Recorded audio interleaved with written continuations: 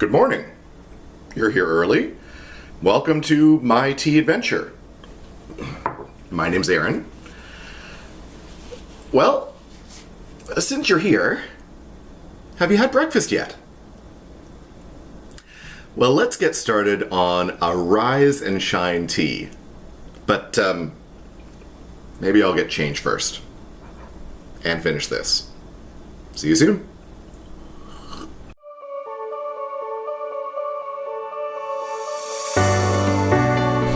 Okay, I think that I'm a little bit more ready to bake now.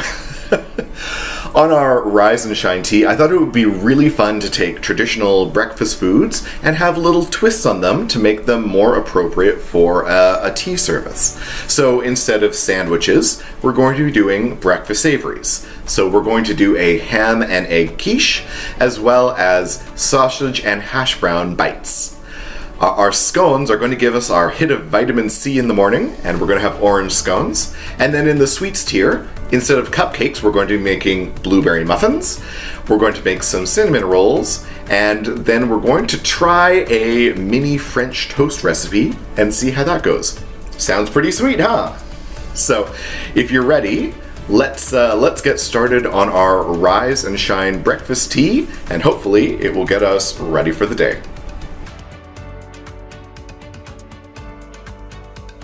Okay, let's get started with our savouries. So for this, I wanted to play a little bit on traditional savoury breakfast items. We're going to start with bacon and eggs. I thought that the best way to kind of make bacon and eggs into a little bite-sized morsel that you could put into a tea service would be to make it into a mini quiche. Now, I love mini quiches. They are something that to me seems extremely classy. However, they are really easy to make. Mini quiches is one of the things that I already had in my arsenal. I knew how to make those because they're so easy and they're so simple and you can get them ready really quickly. So let's get into our bacon and egg mini quiche. So for this, we're going to be using pre-made mini tart shells. I'm not quite at the confidence where I'm ready to make my own tart shells quite yet.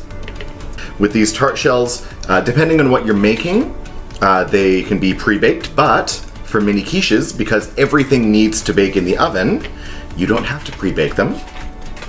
Now, I read somewhere when I was looking up how to make mini quiches that you should roughly have about half a cup of milk to 4 eggs, thereabouts.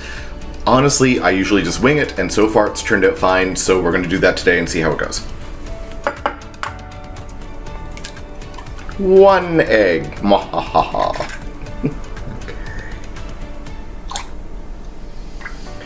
Mix this around. So, I'm going to start with a bit of ham. Okay, now we're going to take our mixture and just pour, what's this, 1 tablespoon or a little bit more into each of the tart shells. Now this won't expand a lot. You can fill it pretty close to the top without worrying about it running over too much. Now I also like to sprinkle a little bit of chives on top.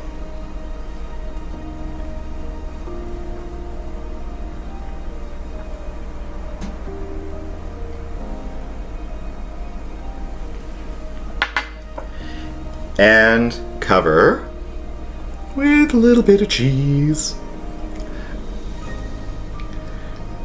because that's just going to make things better.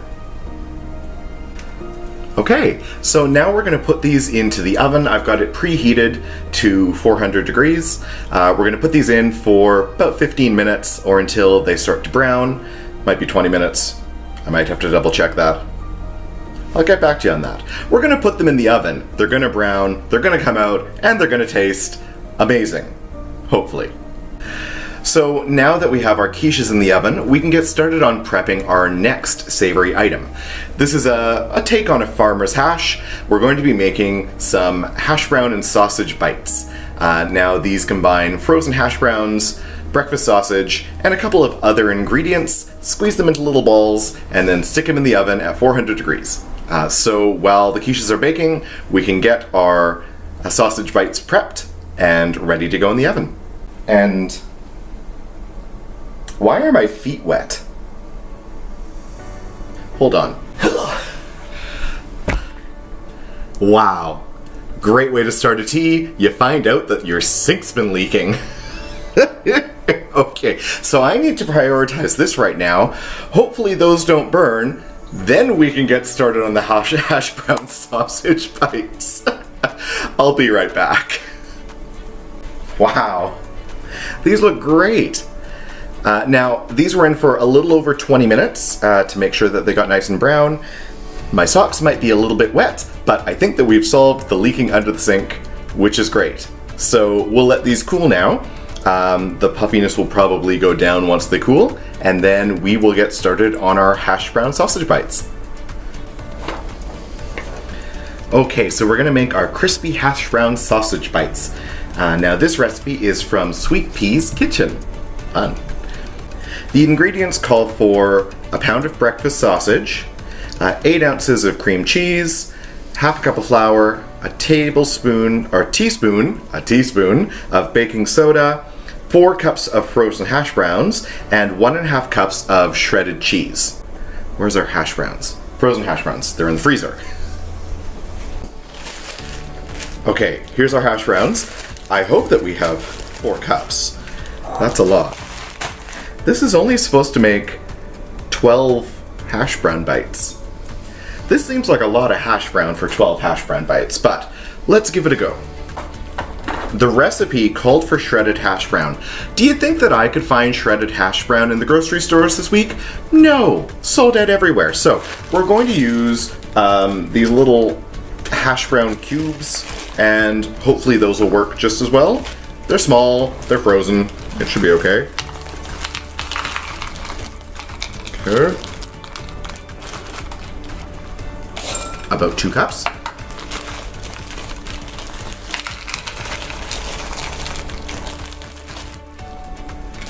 Three cups. A lot of hash browns. Good. Okay. 4 cups. Okay. So we need 8 ounces of softened cream cheese, which is pretty much an entire tub. That's a lot of cream cheese. I feel like we could have divided this recipe in half. Otherwise, my family and friends are going to be getting a lovely donation of hash brown bites that I hope that they will enjoy.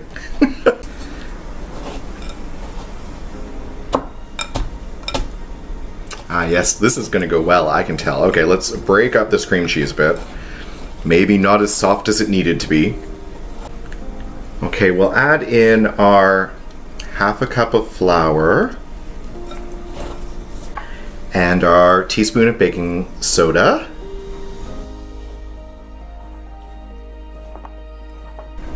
Cup and a half of cheddar cheese. This bowl is getting very full. Definitely should have halved this recipe. Okay, so now we need a pound of breakfast sausage. So I've got my prepackaged sausage here, and it is 300 grams.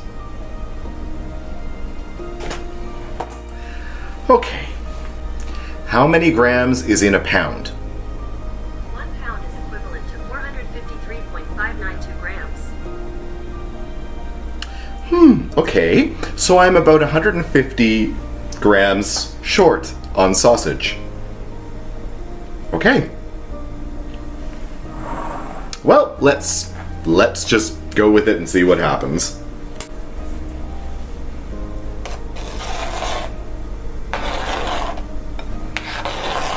This is nowhere near a pound of sausage. But the bowl is now full. So I think what we're going to have to do is wash our hands, get our hands into this, and see if we can start forming hash brown balls to put on the tray so that there's room in the bowl. So the recipe has listed some different variations that you can do on these hash brown bites, or things that you can add in. I am choosing to add in some green bell pepper because when I think about a farmer's hash, it usually has some sort of vegetable in it. I feel like green bell peppers are things that you would put into savory breakfast items. Okay, that'll add in a little bit of color as well, which will be nice. Let's just go right in with our hands on this one, because this seems like the only way to mix all of these ingredients together. And I mean, we're gonna have to shape the balls with our hands anyway, so might as well just get our hands dirty now, right? Okay, so we have our baking sheet, and now let's form up our hash brown sausage balls, and hopefully they'll stick together.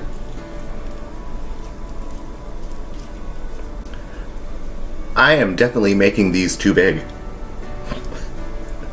My first one was 1.5 inches, and then they've progressively gotten larger, which is the opposite of what I wanted to happen. Let's put them in the oven, and I guess we'll see what happens. Hopefully they cook all the way through. So it says that we need to bake them at 400 degrees for 20 to 25 minutes. So let's do that and see what happens.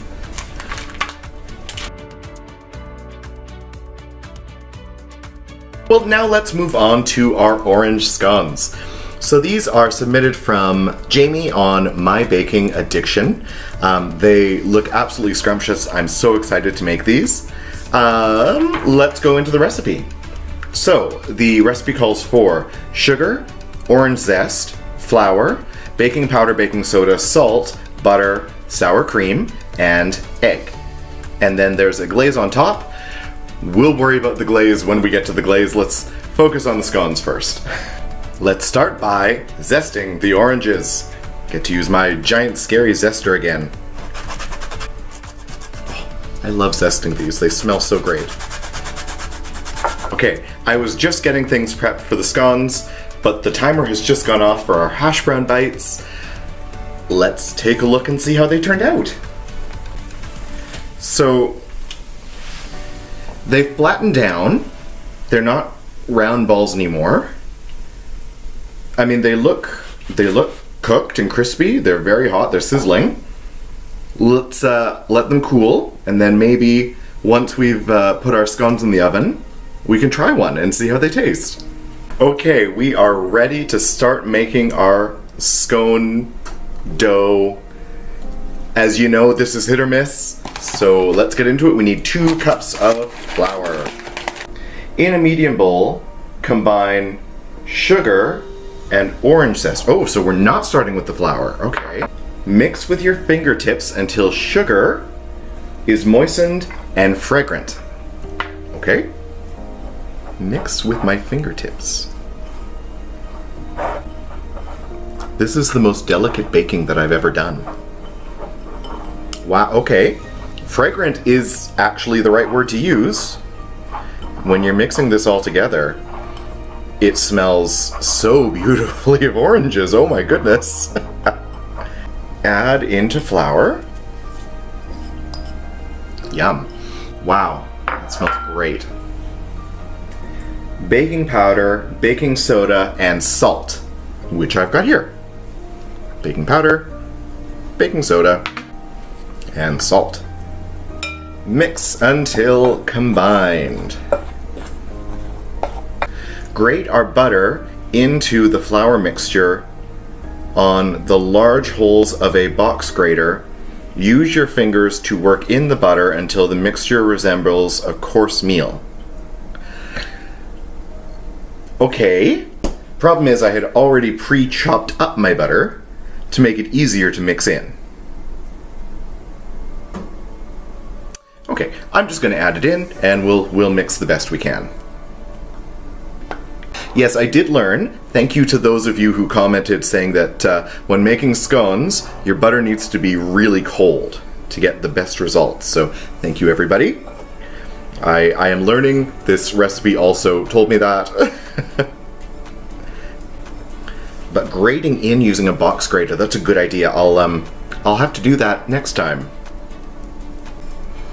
I feel like every time we've made scones, we kind of go through this stage where I'm not sure if the scone dough is going to turn out, but then it does. We need to whisk together sour cream and an egg. So I've got the sour cream in a bowl already.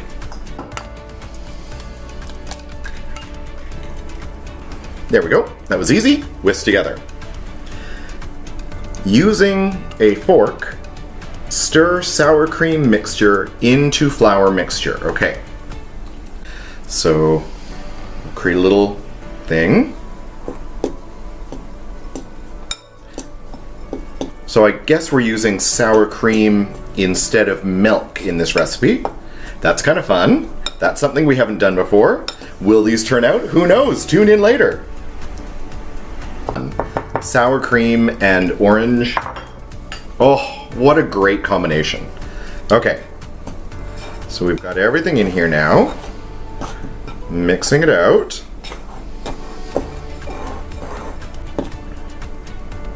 Use your hand to press the dough against the bowl into a ball. The dough will be sticky at first, but as you press, the dough will come together. This is optimistic. I like how optimistic this recipe is from My Baking Addiction. Thank you, My Baking Addiction, for thinking that I can do this. Okay, it's holding its shape. This isn't the worst scone dough that we've made. Okay, so we have our lightly floured surface. I've now upgraded. I now have a baking mat. Whoa, this is actually 100 times easier than trying to use wax paper and tape, which, if you'll remember from our first video, that's what we did. And if you haven't watched that, go find that first video, because making those scones was a learning experience that I will never forget. So we're gonna take our dough, put it down there. But we got it. We got the dough out. I think it's fairly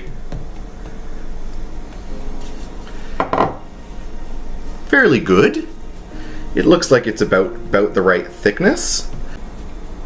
I really hope these turn out because they look and smell fantastic. Even the dough smells fantastic. The sour cream and the orange. Oh, great combination. Let's pop these in the oven for how long? How long are we doing that? Bake until golden, about 15 minutes, and then cool and prepare the glaze after. Let's put these in. While we're waiting for our scones to bake in the oven, let's try one of these sausage hash brown bites. This is a particularly large one, so if anything's gone wrong, it'll go wrong with this one. Let's give it a try. Mmm! They're crumbly, but these are really good. Wow. These are delicious. They might take a bit of prepping and you need a much bigger bowl than I have, or else you just half the recipe. But absolutely worth making these. These are a great breakfast treat. The timer has gone. Our scones are ready. Let's see how they turned out. I mean, they do smell orangey. Let's start on the glaze. The glaze calls for 1 cup of icing sugar or confectioner's sugar, 3 tablespoons of melted butter, half a teaspoon of vanilla extract. Yum. And 2 tablespoons of freshly squeezed orange juice. And now we need to juice them. I've got a juicer. Give me a sec. This is my juicer, and it's an octopus, and I love it so much. I'm going to use my octo juicer and hopefully get us 2 tablespoons of orange juice. Okay, let's give it a try. Okay, so we have our tablespoon measure. 1. It just 2. We did have enough. And we have some left over.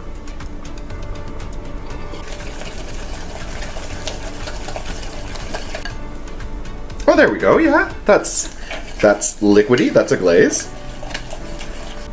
Okay, let's get our scones and we'll try putting the glaze on. Okay, so we have our scones. I'm going to quickly dip them in, and then I thought that I would garnish them with some dried orange. I thought that that would be a nice way to kind of make them look aesthetically more pleasing. So let's give these a try.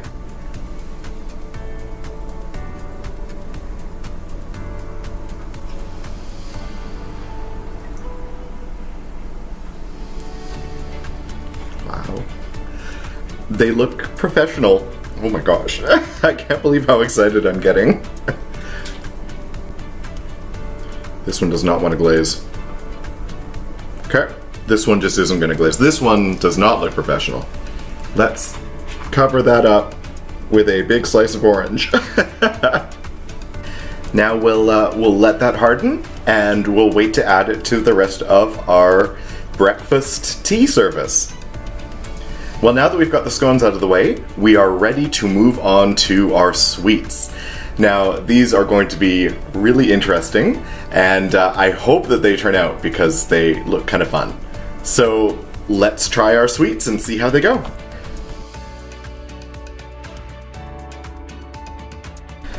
Okay, I think that we're ready to start on our blueberry muffins now. The oven is heated, and let's look through our recipe to make sure that we've got all the ingredients.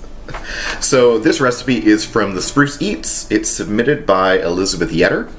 And I'm going to cut the recipe in half because it makes more muffins than I actually need. I'm not exactly sure how I'm going to cut one egg in half.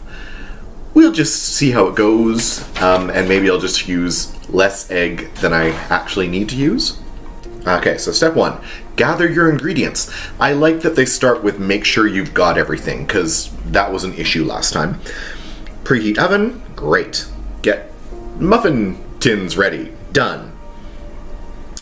Sift together flour, baking powder, salt, and sugar in a medium bowl. Okay, so we've got our flour, baking powder, salt, and sugar. Lightly beat the egg in a smaller bowl. Okay. Okay, so I've taken out a little bit of the egg mixture now that I've beat it into more of a liquid form, and then we're going to add the milk in and mix those together. Okay. So far, so good. Stir the wet ingredients into the dry ingredients until the flour mixture is just wet. Okay.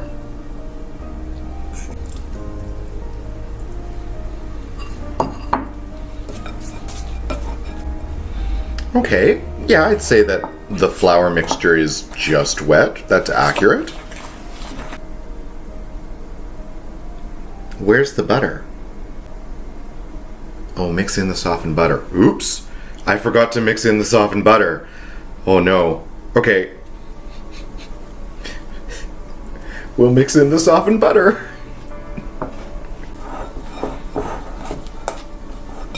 I mean, at least this time I figured out that an ingredient was missing before I put them into the oven. So already we're doing better than last time. But I do feel like it might have been important to mix the butter in with the flour and sugar before adding the wet ingredients. But I guess we'll find out. Now we're going to add in the blueberries.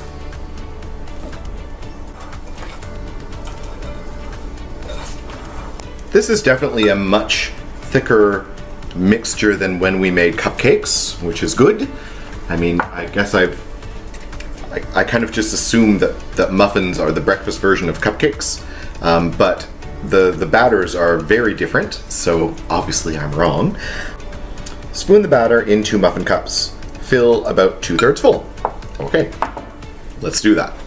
I really appreciate that because these are mini muffins, essentially they're going to get like 2 blueberries and the cup's going to be completely full. But let's give this a try.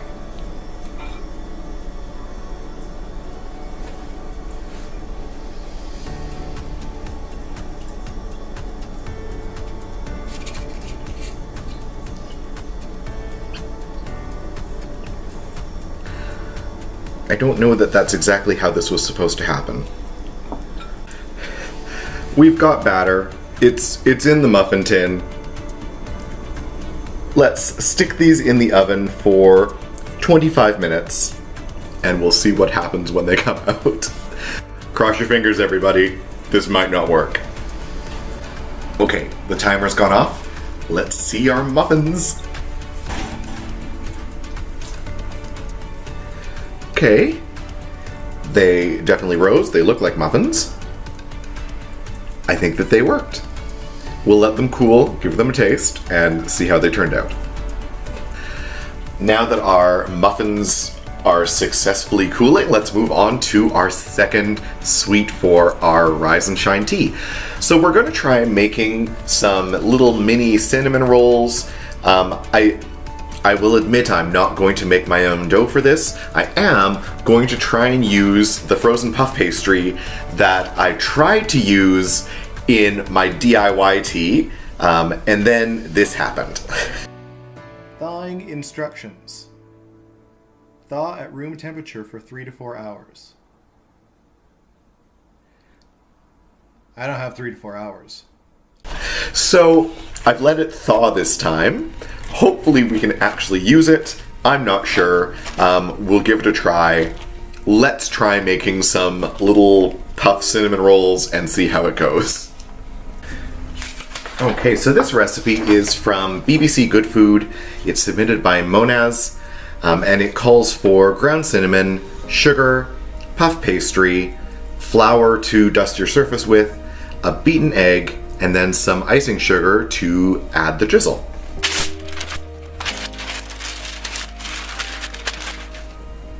It's done. In a small bowl, we're going to combine the sugar and the cinnamon. Seems easy enough. So, unravel puff pastry. Okay. Open package of puff pastry. And it's supposed to just peel apart, but it doesn't? Let's tear this in half. We'll get a rolling pin. We'll roll it out. Maybe that will make it easier to work with. Okay, so I'm rolling at the puff.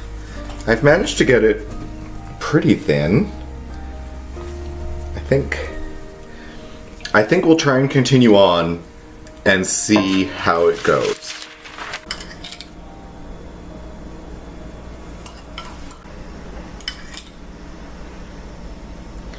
Onto most of it and try to leave just a bit at the end where we're going to use some egg wash to try and seal it up. I think that that's the general premise here. Let's just try and see if we can brush a bit. Okay, so we've got our border with some egg wash on it. Roll the pastry up tightly along the short side. It's just going to be rolled. Gently press along the egg wash border to seal. Okay. Well, okay. This is actually tougher than it sounds. But I think we're getting somewhere. We're rolling. It's kind of sausagey. I mean, it's a roll. It worked.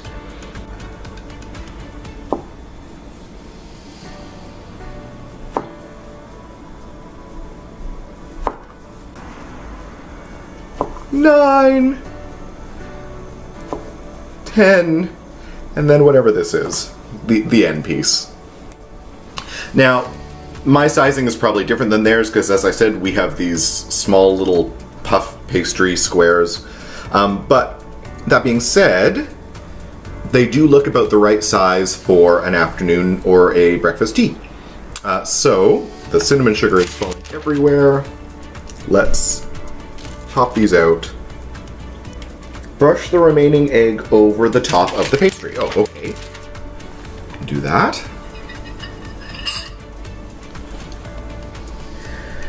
Bake for 15 to 18 minutes until golden brown, and then let cool for 10 to 15 minutes before serving. So I'm going to set them for 15 minutes and then see how they are, and then I might give them more time after that, depending on how much they've risen. But as I'm not an expert at this, I don't know how I'm properly going to assess that they're ready or not. So this is another one where we're just going to hope for the best, and let's pop these in. Now, while we're waiting for those to cook, here's one of our little blueberry muffins. Let's pull it off and see. Okay, so the paper is really sticking to it. I should have probably maybe put some grease on the paper first. Oh. But we do have a little muffin. We got blueberries. Let's see how it is.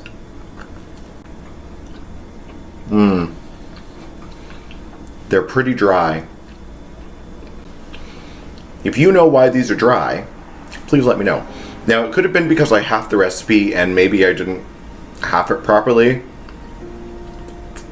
The batter itself did feel quite dry, so it might have needed some more milk. The blueberries are very good. They're just quite a dry muffin. Okay, so we pulled the cinnamon rolls out. Let's see. They look pretty good. They're just the perfect size for a tea service. They look nicely browned.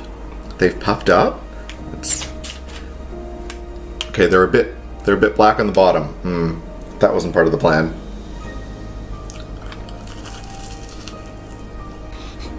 They're really good aside from being burnt on the bottom. Darn it. I wonder how I stop that.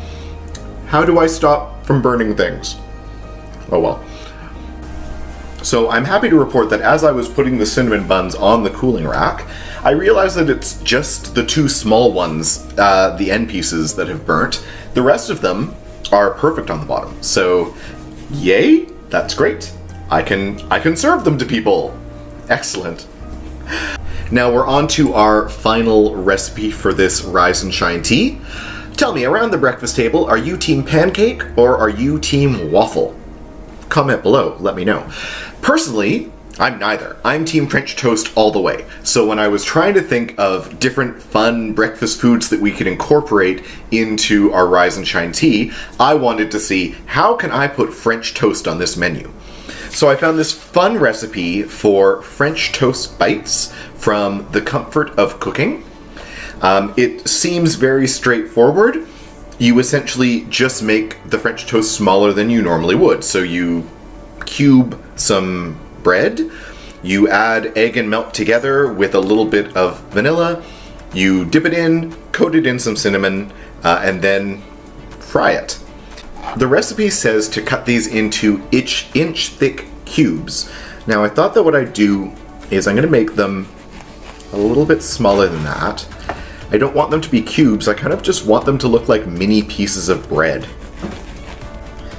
Even when we're not making sandwiches, we are still having to cut crust off of bread. There we go, so we've got little pieces about that size, just mini pieces of bread. Hello, and welcome to my stove. So we're lightly buttering our pan here. We're going to put this on a lower heat. We have our egg and milk and cinnamon mixture. And we have all of our little mini breads. Just like when you are making normal size French toast, it looks like we're just going to dip the bread into the mixture. And then stick it into the frying pan. This is actually a lot easier than normal French toast because of the small size of the pieces of bread that we're using. They've crisped up really nicely, they have a little bit of brown on the outside, and they look like little pieces of French toast. So, mission accomplished. We'll fry up the rest of these pieces of bread, let them cool, and then add our maple icing on top and see how they look. So this is the buttercream that I had made in our Valentine's video. Instead of using vanilla, we're going to use some maple extract. 3/4 of a teaspoon. That's actually less than what the recipe calls for, but I feel like this could be a bit strong. See what the color is. I might add in a little bit of yellow food coloring as well because we want it to look very kind of buttery, but the maple itself has kind of already colored it into a bit of a browny color. It doesn't quite look like butter, but smells very strongly of maple. So we'll get the milk added, we'll get it in the bag, and then once our mini French toasts cool, let's see if we can put it on and see if we can add some maple to our French toast.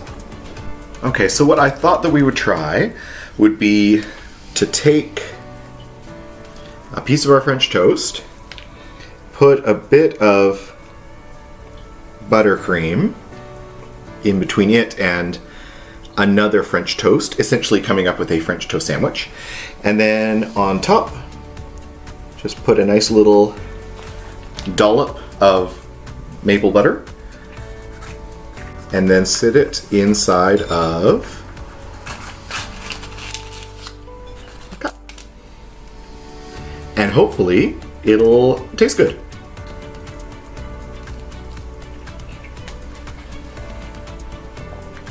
That's really good. Very sweet. It's a very sweet buttercream. But having the little French toast bites, nice.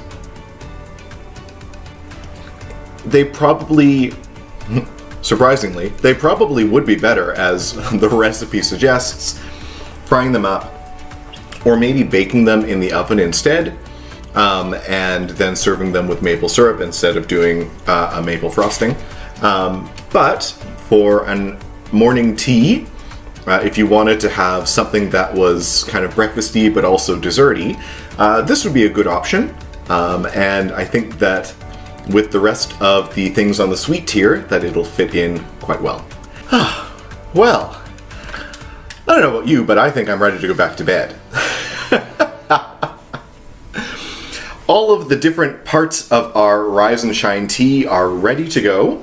I think it's time that we boil the kettle, get our tea ready, and I think maybe I'll change back into my pajamas and just relax the rest of the day. Let's get the tea set up and see how it turns out.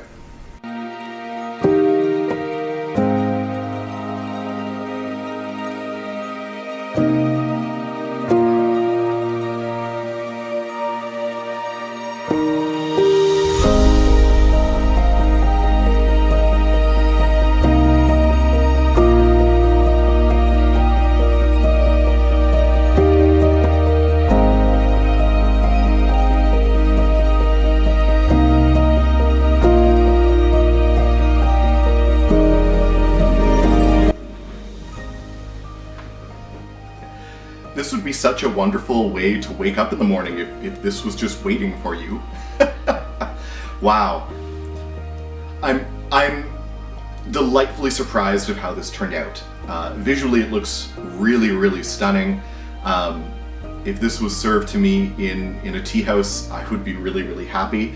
I do realize as I'm looking at all these pieces of the breakfast tea that it's a lot of very heavy food.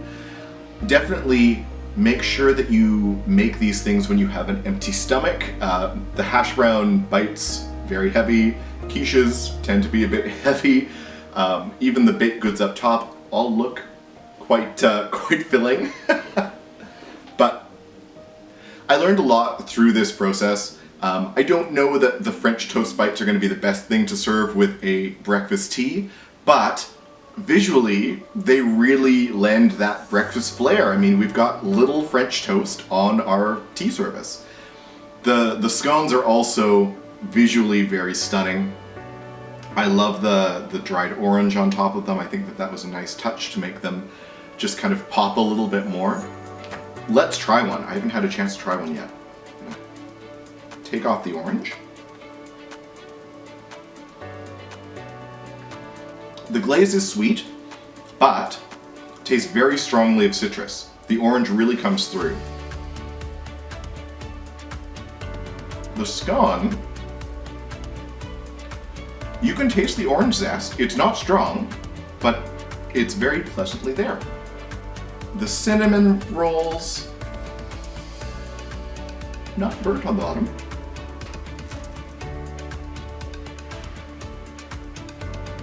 They're very fluffy. And they taste like cinnamon. These are great. Now, along with this,